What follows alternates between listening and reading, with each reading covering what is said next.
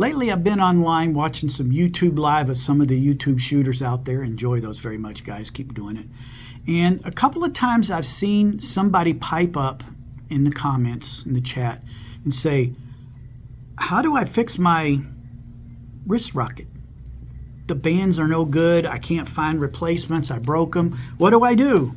You know, obviously you can go buy some more tubes if you want the tubes, but generally the stuff that comes on these wrist rockets is for consumers. It's really thick, it's hard to pull, and it doesn't shoot very well. So what I've done is I've modified my wrist rocket, which was my first serious slingshot. Yeah, I went down that road and did the dumb thing too. So anyway, it's not necessarily dumb because we're going to make it a valuable slingshot.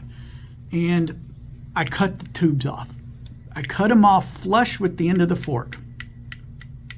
And I left the rubber on, because what that does is it gives me something soft and grippy for my flat bands to attach to. I've already attached this one.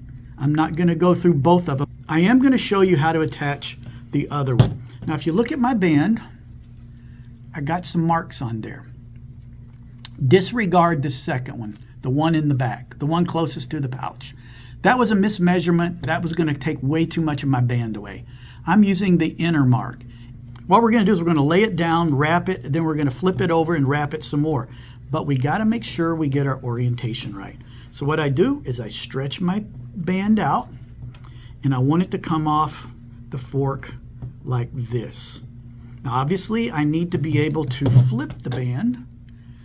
So I need to go like this. I'm going to hold that in place so I know what direction it goes. You're going to have to flip it over.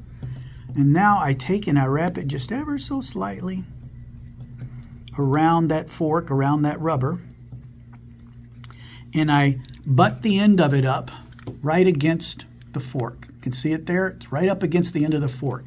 And the reason I did this, I'm doing it with this as my measurement, is because I have the same set of marks on the band that was already tied, and I need them to be equal so it'll shoot straight. So that's my mental spot where I'm going to line things up, and I'm going to line it up right with the back of that fork. All right, so I'm going to lay that down, and then you need to get some, oh, I'll have to redo that. So you need to get some of this stuff here. It's called band tying tape. You can use the string. I like for wrapping and tucking, I like this stuff better. It's stretchy, it lays down nice and pretty, and that's what I'm using. You can get it at Simple Shot, you can get it online at your online retailers, but I like supporting Simple Shot when I can, so I do. So anyway, I'm going to cut me a fairly decent sized piece of this because we're going to use a lot of wraps and it stretches. Now I'm going to put my glasses on so I can see what I'm doing. Okay, I'm going to line my band up again. Okay, it's like that, so I need to flip it over. I'm going to line it up right flush on the end, make sure I've got an equal amount wrapping around. Now what I'm going to do is I'm going to lay just a tiny little piece of this straight, like that. I'm going to put my thumb on it. Pull it back a little bit more. And then that first wrap, I want to wrap over that point to hold the friction will hold it in place then, so I don't have to put a knot. Okay, so I've wrapped that. I'm holding it tight. You can see I've wrapped it around there. Now I'm just going to wrap it until I get down to where that line is that I talked about. And I'm just going to keep laying it down on top of itself, making a nice, pretty, almost looks like electrical tape on there. I'm just going to keep wrapping it and wrapping it. Okay, I'm up to the line now. Give it one more turn. You can see I'm up to the line. I'm holding it tight so it doesn't come loose. I'm up to the line now. You can see there. Now what I'm going to do is I'm going to take and I'm going to flip my band back. It's going to flip right on top of that line because that's where I had the tape. I'm holding it tight. You can see it's flipped over nice and clean. So now I'm going to hold it tight there, and I'm going to wrap back the other way. And that first wrap, I want to just barely be able to see where I flipped it. So I'm going to wrap it very carefully, make sure it's lined up good, and wrap it a couple more times. Okay, I'm going to hold this so I can show you. You can see there, let me get it tight. you can see there on the end, I just got the tiniest little bit of it showed. That's where I flipped it over. That way I know if both of them are the same that I've got it wrapped properly. I've got it wrapped evenly. Now I'm going to wrap this till it gets almost down to the end. I'm about 2/3 the way there. Now what I'm going to do is I've got a piece of wire here. You can buy special little like things for sewing kits or whatever that's just a loop with a handle on it, which is easier. But I needed something when I was wrapping my first band, so I just had some wire laying around. I made my own, very thin, and it's got a hook on the end. I'm going to lay that down and lay it past the end of my fork. You can see there, I laid it past the end of my fork. That way I have room to put the band in it. And I'm going to wrap over that piece of wire. I'm going to wrap over that hook. Make sure I'm pulling tight so there's tension. Going to wrap that till at least 3 times around there until I get toward the end of the fork. Okay, I'm going to do one more time. Now, this is the hard part, especially so you can see it on camera. What I'm going to do is I'm going to take this dangly end that's left, and we're going to bring it up through our hook. Can you see that there? I brought it up through the hook and I pulled it. Okay, so once I've got it up through that hook, then I'm going to take and I'm going to pull that hook out ever so gently. Whoops, it came loose. Put some more tension on it. I'm going to pull that hook through there. Takes a little pressure.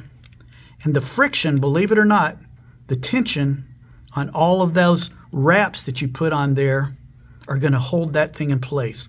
So I pull it through a little ways. Pull my hook out, get my band cutting scissors, trim it, and we can do a little better than that.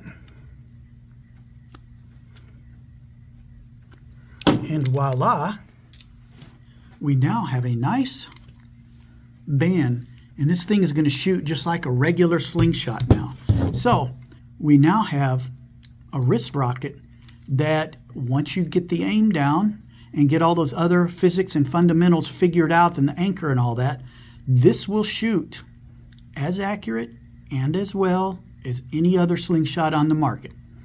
So this is how you take a wrist rocket that you're struggling with and you make it a viable weapon. Now let's go shoot a little bit. I got to go set some cameras up down there. We're going to take a couple shots with this to show you how well it does shoot. Okay, we've got our wrist rocket. Got our ammo. Frame is a little bit smaller, so I will have to adjust my anchor point accordingly. Downrange, I have a camera set up on the target so you can see what we're doing. Just for starters, to make sure we're dialed in, we're going to be shooting at the bottom right target in the target box, the big target with the red dot. So here we go.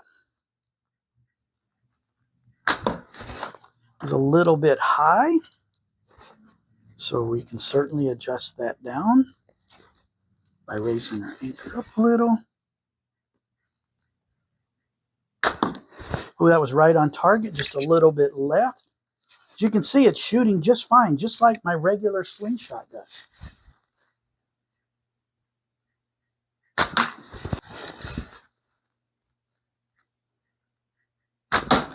Whoa, that wasn't what I was aiming at. That was way high.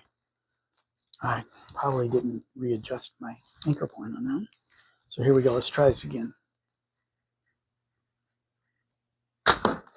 There we go. We had the height right. We were just a little off target.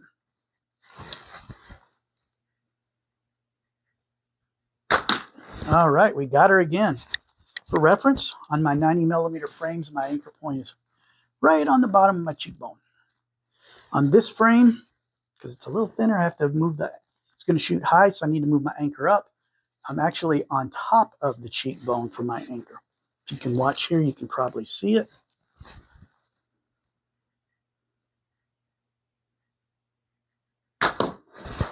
What's the right height? Just need to dial in the sight picture of aiming down the bands with this. A little low. But as you can see, it's shooting really good. I'm not having to labor. And it shoots like a regular slingshot now. So you can resurrect